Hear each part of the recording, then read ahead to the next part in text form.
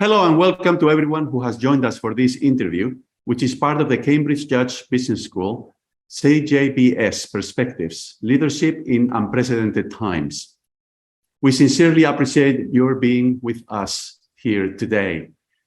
I am Mauro Guillén. I'm the Dean of the Cambridge Judge Business School, and I'm hugely honored to be joined today by Beena Mehta, Chair of professional services firm KPMG in the UK, and a fellow in entrepreneurship at Cambridge Judge Business School. Before we begin this interview, I want to take a moment to extend our sincerest thanks to Beena as a long-standing supporter and collaborator of the school. Beena's ongoing support has included expert advice and guidance for outreach, startup and scale-up programs in our entrepreneurship center. And we are hugely grateful to her for serving as a role model for our next generation of entrepreneurial leaders and managers. Recently, Beena was named a member of the Order of the British Empire in the New Year's Honours List of 2022 for, and I quote, services to trade and investments in the UK and female entrepreneurs, unquote. And in October of 2022, she was named Champion of the Year at the UK Social Mobility Awards 2022. So Beena, welcome to this series. Welcome back to our school. Well, thank you very much, Mauro. It's absolutely a pleasure to be here with you today. Thank you for inviting me. Yeah, I'm very thrilled to have this conversation with you about what you have done, what you have accomplished, and also how you see the future of entrepreneurship. Let's begin by going over a little bit about your background and your remarkable career so far. Can you tell us a little bit about that? Well, thank you, Mauro, but my career is 30 plus years, so I'll try and keep it really sort of succinct. I started in audit 30 plus years ago and trained there and was sent to India when we set up KPMG in India in the early 1990s. And after that, I actually moved into what we call our deals and transactions space, first in corporate finance and then in restructuring, and also got the opportunity to live in the US and then latterly in Canada. And it was in Canada that I really developed this incredible passion for supporting entrepreneurs. And when I came back from Canada about 10 years ago, I was very heavily involved in that space, as you know, and actually then started to chair our Emerging Giants practice. And Emerging Giants are those fast growth businesses that are really the engine for growth in the UK, as I see it, over the next sort of decade or so.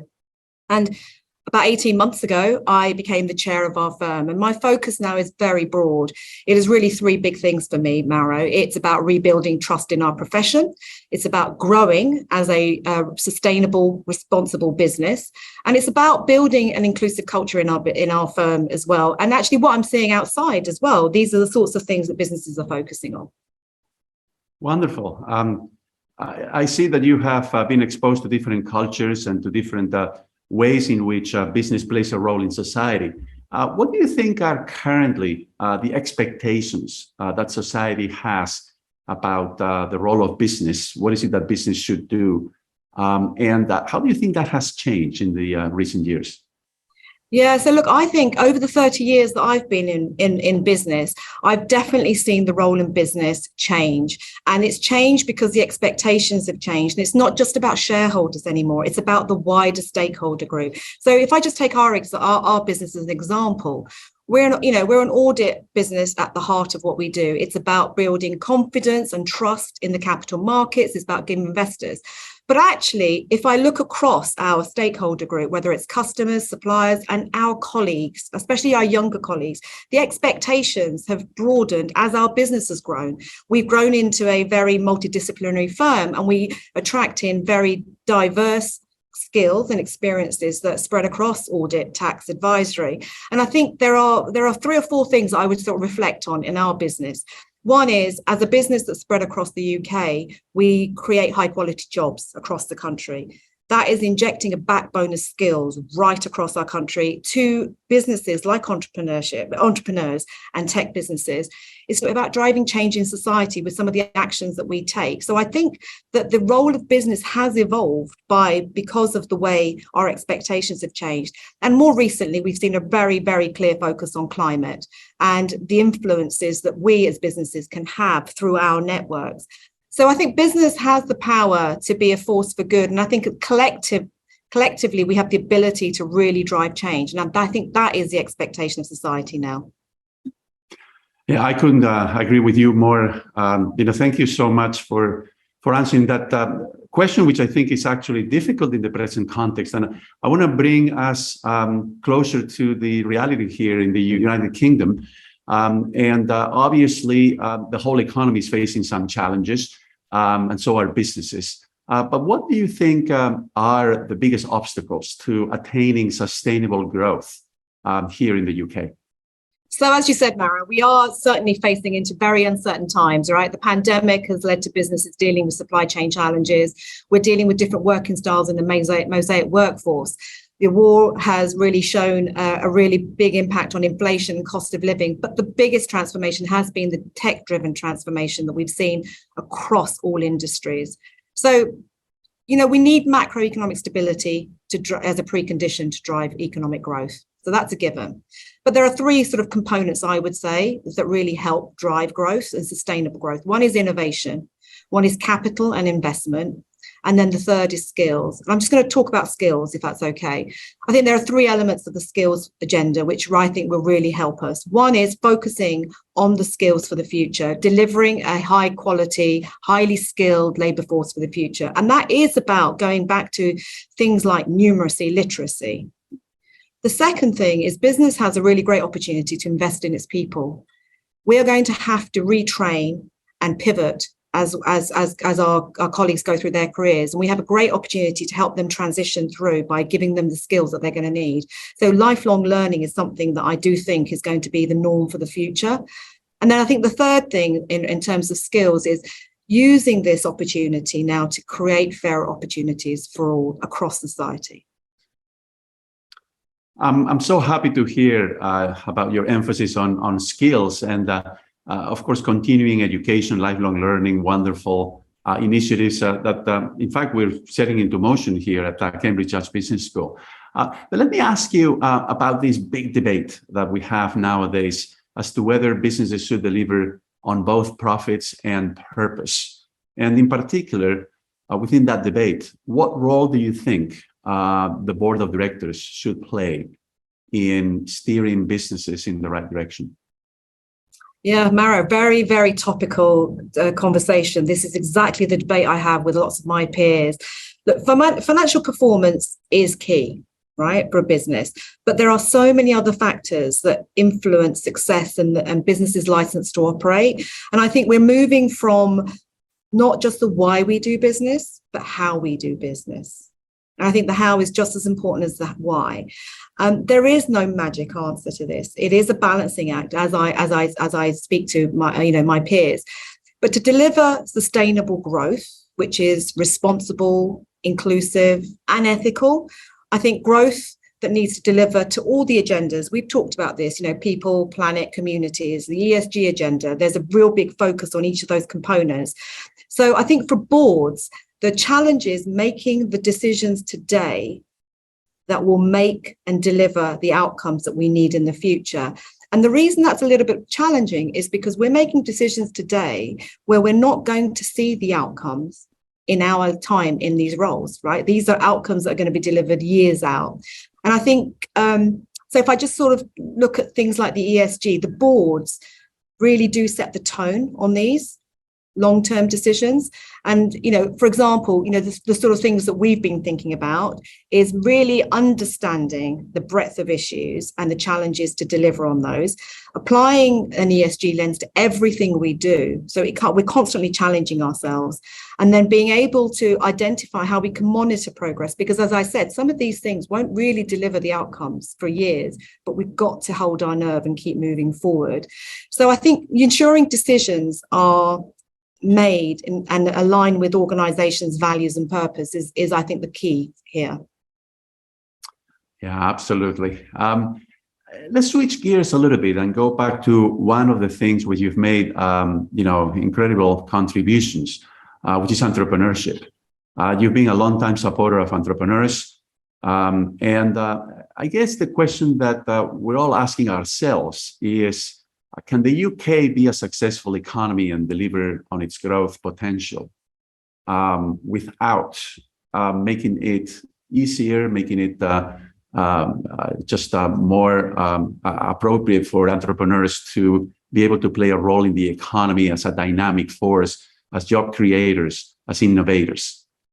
Look, I would say that our entrepreneurs are absolutely vital to our economy. Our army of innovators are going to be the drivers of growth for the future. And the reason I say that is because, let's be clear, a lot of large organizations are depending on these innovators to innovate themselves. So there's an ecosystem there that's inextricably linked. So the success of these entrepreneurs and innovators is really, really important. And let's be clear, we need to support these tenacious business founders because they have great ideas, they have great passion, and to turn that into a business and a solution does take a lot of effort and energy. And I think the UK tech community in particular is the jewel in the crown in the European system. And as I said, the investment into UK businesses far outweighs any investment into other European countries. The UK has nurtured this ecosystem and it has a reputation for having some of the most globally relevant technologies. So business leading, world leading technologies. So I think this community of businesses is really important to support. But as you said, it's about job creation, wealth creation across the whole country. And I think when we look at the Venture Pulse report that we put out as every quarter, we're seeing the investment outside of London growing. And actually in Q3 2022 is actually going to be bigger than the investment put into the London, which is actually quite an interesting trend and shift, which again, recognises the reputation of the UK as a leading destination. Yeah, so in other words, it's trying to mobilize all of the entrepreneurial potential of the economy. Now, there are two sides to this, right? I mean, one is what specifically is it that we could do to support entrepreneurs in general, regardless of their location, regardless of their gender, regardless of their background. And if you could share with us some details from the report about specific programs to support entrepreneurs. And then the other big question is, given your work in the past, is what can we do to encourage more women to become entrepreneurs precisely in these high potential areas? Yeah, so let me pick up the first piece first, Mauro. Entrepreneurs, as they go from startup to growth to scale up to established businesses, will need slightly different things. Right. It's like just like us as individuals when we're growing up and we're coming through school, there are different types of things that we need. So I think if I sort of summarize it, the four big areas that entrepreneurs really need support on, one is finance, and I'll talk about that in a minute. One is access to markets. And that's why, global trade, global agreements are really, really important to help these businesses scale. Access to talent. And look, large corporates are struggling with talent just as much as young businesses, but talent is really crucial. And then the fourth bit, which is I kind of think is the sort of the more mechanical stuff, the plumbing, as I call it. As businesses grow and mature, they need different sort of, support infrastructure to support them through, governance to support them. So looking at finance, the UK has attracted significant levels of venture capital and consistently over the last 6 years. In the first half of 2022, $18.7 billion came into the UK. The third quarter results for Venture Pulse indicate that quarter has dropped significantly down to 4.6 billion. So we're seeing that's a reflection of what's happening in the economy today. But what really is interesting is whilst the value has dropped, the volume has dropped even lower than it was in 2016. So what that really tells you is more money is going into more established, larger, fast-growing businesses, which is a good thing. However, we do need to focus on encouraging and supporting investment and growth in early stage businesses because that is the pipeline.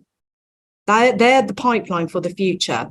So funding is the lifeblood of early stage businesses. Access to global networks is key for scale-ups. But the things that really help these businesses, apart from organizations like us helping, giving them access, is that peer-to-peer learning as well.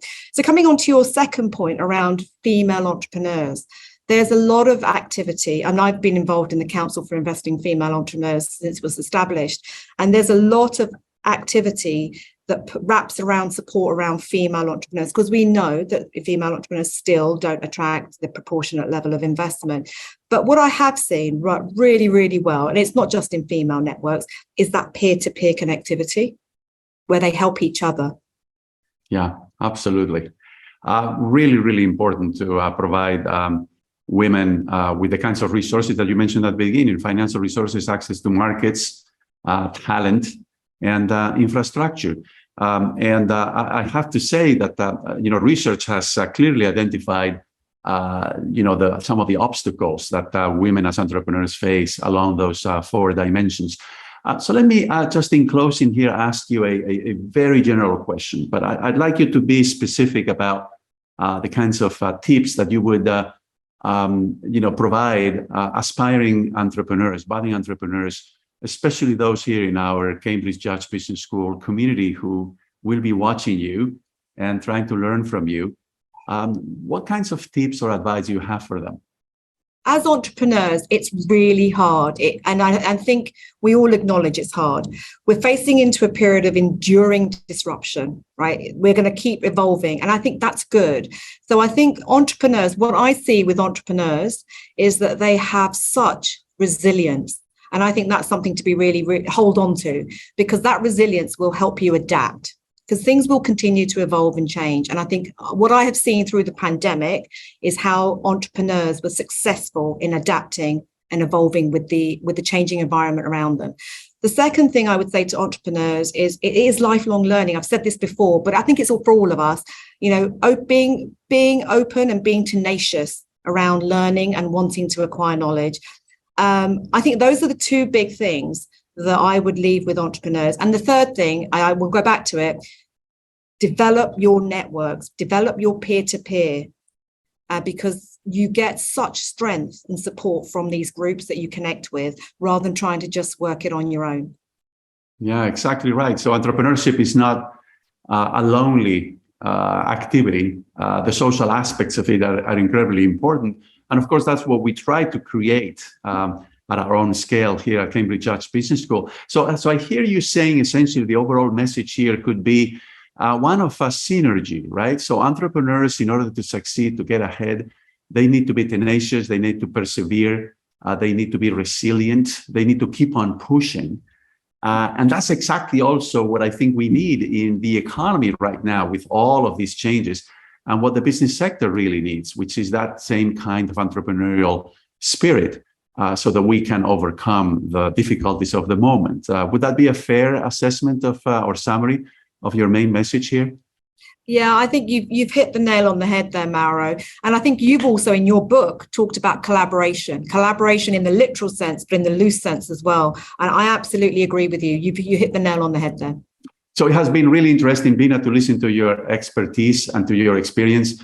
And I think all of our listeners will have appreciated how valuable your recommendations and your tips and advice will be. Thank you so much for participating in this CJBS Perspectives Leadership in Unprecedented Times with Cambridge Judge Business School. And as always, thank you to all of the alumni who have joined us today and all other members of the CJBS community.